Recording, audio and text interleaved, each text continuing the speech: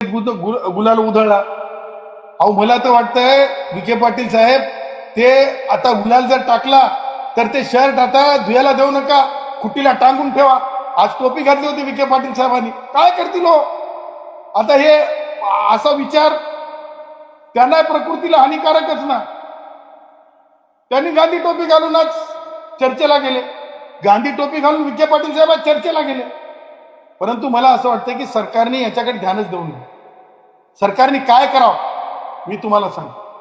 सरकारने मान्य उच्च न्यायालयाने जे निर्देश दिलेले त्या निर्देशाप्रमाणे मनोज जरंगेच्या बाबतीमध्ये स्टेप्स घेतल्या पाहिजे. पहिली स्टेप तर त्या जालना जिल्ह्यामध्ये त्या गावाच्या आजूबाजूला त्या गावात राहणाऱ्या लोकांना सुद्धा जरंगेमुळे डिस्टर्बन्स आहे. दोन, ज्या प्रकारे जरंगे म्हणतो की मरतो मरतो मरतो, जे तुम्हाला मी परवा सांगितलं होतं, आणि त्याच्यामुळे त्याची खूप तिळपापड झाली, त्याला खूप मिरच्या लागल्या तुम्हाला सांगतो. आणि त्या प्रकारे जो जरंगे म्हणजे व्यक्त होत आहे की मी मरतो मरतो मरतो, त्या नाट्यातलाच रील आहे ती काल जी रील झाली होती नाट्यासाठीचीच रील होती. त्या रील मध्ये मरतो मरतो मरतो जो मी त्याला डायलॉग दिला तुम्हाला सांगतो, त्यानं बोललेला डायलॉग त्याला थोडा फ्रेम करून दिला मी. त्याच्यामध्ये ज्या प्रकारे जरंगे म्हणत आहे ना, त्या आधारे मला तुम्हाला सांगायचंय की मनोज जरंगेला सिव्हिल सर्जन यांनी मुंबई उच्च न्यायालयाच्या मागील निर्देशांचा आधार घेत त्यांना, जर मनोज जरंगे खरंच म्हणतंय की त्याच्या नसा, मी नाही म्हणत आहे, मनोज जरंगे म्हणतोय. काय म्हणतोय मनोज जरंगे की त्याच्या नसा हाडाला लागला. तुम्ही ऐकलं असेल, नसा जर हाडाला लागल्या असतील जरंगेच्या, स्वतःच म्हणजे ह्या महानाट्याच्या अगोदर तो म्हणत असेल, तर मला असं वाटतंय की जरंगेला कायदेशीर दृष्ट्या दवाखान्यात उचलून घेऊन जा. कारण आपल्याला लाईफ सेव्ह करायची आहे.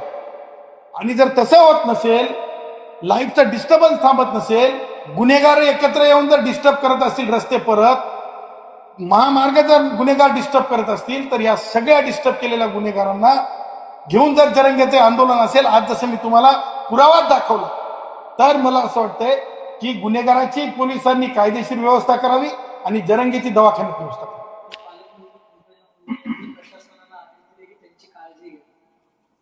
बरोबर आहे, कारण लाईफ कम फर्स्ट.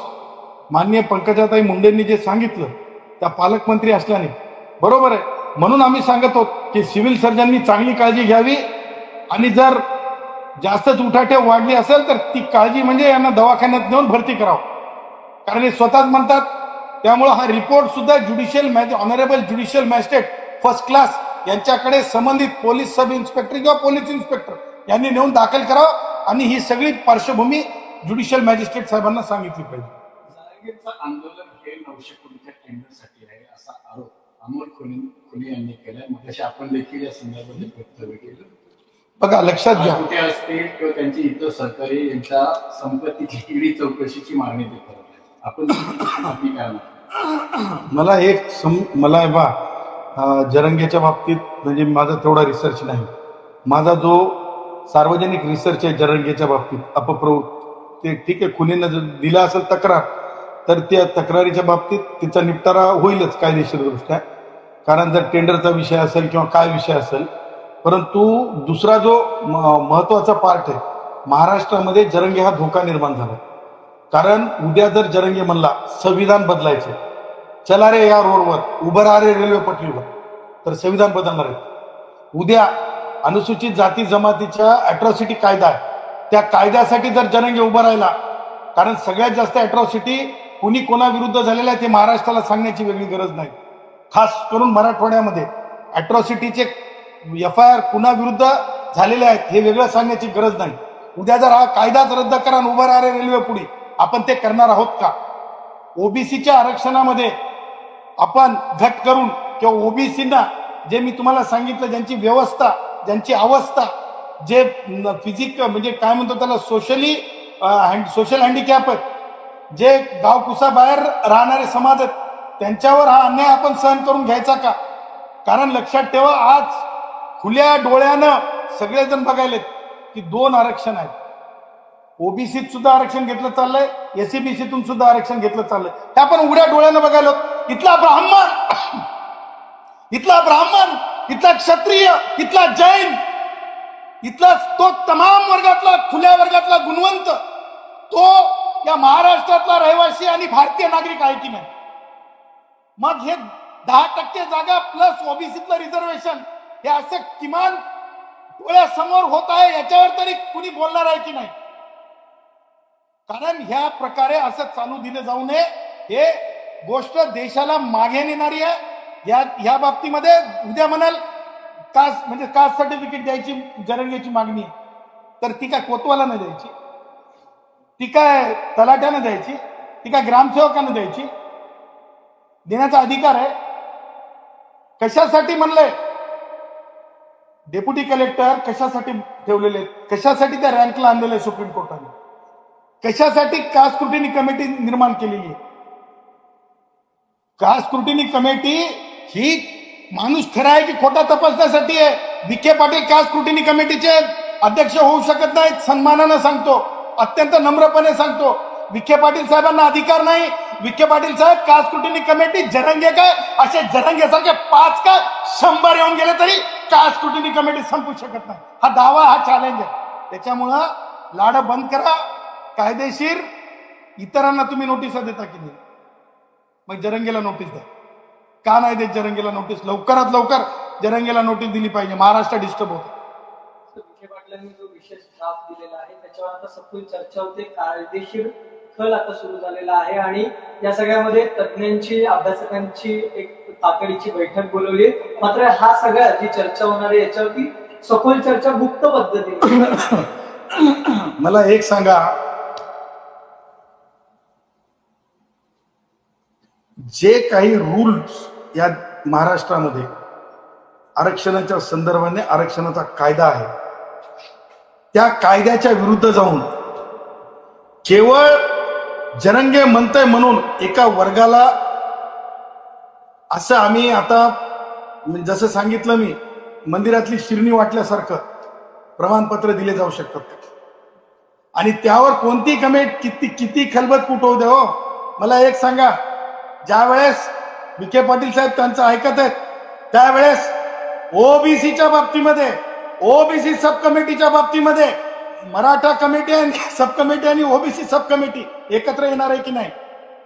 कारण जेव्हा विरोध असतो तेव्हा दोन्ही कमिटी, मराठा कमिटी आहे सब कमिटी, ओबीसी सब कमिटी आहे, त्या दोन्ही कमिटींना एकत्र घेऊन चर्चा करावं लागेल की नाही? की काय एकतर्फी चर्चा करणार आहेत? आणि मी एवढा दळभद्री एक मागणी आहे त्या जरंगेची, तो काय म्हणतो की कुणबी मराठा जातीच्या आधारावर मंत्रालय स्थापन करा. क्लासला रिझर्वेशन आहे, क्लासला, जातीला रिझर्वेशन नाही आणि जातीवर मंत्रालय नाही. सामाजिक न्याय मंत्रालय, जातीचं मंत्रालय नाही. उद्या हे जरंगे सारखे म्हणजे अपप्रवृत्त विचाराची माणसं उद्या म्हणतील की मुख्यमंत्री द्या म्हणतील, वेगवेगळ्या जातीचा म्हणजे मंत्रीच नको, एक 10 मुख्यमंत्री करा एका राज्यामध्ये म्हणतील. हे त्या जातीचा मुख्यमंत्री, तो त्या जातीचा मुख्यमंत्री, तो त्या जातीचा मुख्यमंत्री. आणि त्यामुळं जरंगेच्या एकाही मागणीला काडीच्या किमतीचा आधार नाही. एकंदरीत टेंडर जो आहे मोठं टेंडर, त्याच्या मागचं कारणच आंदोलनाच्या मागचं कारण टेंडर आहे. तर ईडी चौकशी होणं गरजेचं आहे काय सर्वच्या मागचं? बघा, आता ये हम तो डाकू के खानदान से है, लेकिन हमें ये पता नहीं है कि ये भुट्टे चोरी करे जैसी बात है टेंडरच्या बाबतीमध्ये की भुरटेगिरी आहे की मंदिरासमोरची चपलीची लढाई आहे, चप्पल लेके भाग जाण्यावाली ही लढाई आहे, हे माहिती नाही. त्याच्यामुळं मला स्पष्टपणे सांगायचं आहे की मनोज जरंगेचा जो लढा आहे तो मी तुम्हाला सांगितलं की स्वतःच्या आर्थिक स्वार्थासाठी, जसं की त्याच्यावर आरोप पाहिले, मला ते लय डीपमध्ये जायचं नाही.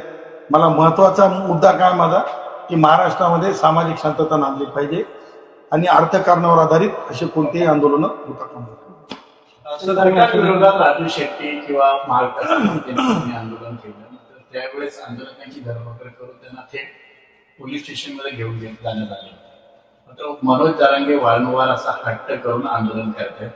मग अशा वेळेस सरकार किंवा गृह खातं जरांगेंना ताब्यात घेऊन आंदोलन मोडीत काय करायचं? सरकार आंदोलनाला पाठिंबा देत असं वाटतं?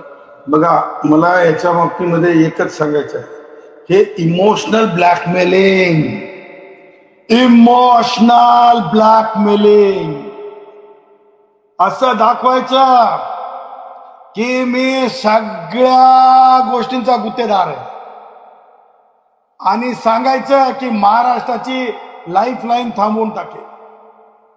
आणि त्यातून जे खऱ्या कष्टकऱ्यांचे आंदोलन असतात त्या आंदोलनाला वेगळं माप मिळते आणि जातीवरल्या आंदोलनाला वेगळं माप मिळते, याच्यात काही दुमत नाही. मी तर त्या पुढे बोललो ना, मी तर म्हणलं आज परत तुमच्यासाठी रिपीट करतो, मी तर त्या पुढे रिपीट करतो, डंके की चोट पे रिपीट करतो. सुप्रीम कोर्टाने सुद्धा ज्या प्रकारे आपण अनुदान देत आहोत लाडकी बहीणसाठी, आपल्या बहिणींचा लाड करा, परंतु त्यांना समृद्ध करण्यासाठी करा, त्यांना शिष्यवृत्ती वाढवून द्या, त्यांना त्यांच्या शेतामध्ये ज्या वेळेस ते मशागतीचं काम करतात शेतीच्या, त्या मशागतीला तुम्ही योजनेखाली ती जी मशागत आहे त्या शक्तीला मोजा, म्हणजे ते उत्पन्नाचा दर डोई हे कमी होईल, खर्च कमी होईल. आणि म्हणून लाडकी बहीण सारख्या योजना सुद्धा बंद करा. इथपर्यंत म्हणलं लाडकी बहीणच्या योजना बंद करा, पण कांद्याला भाव द्या.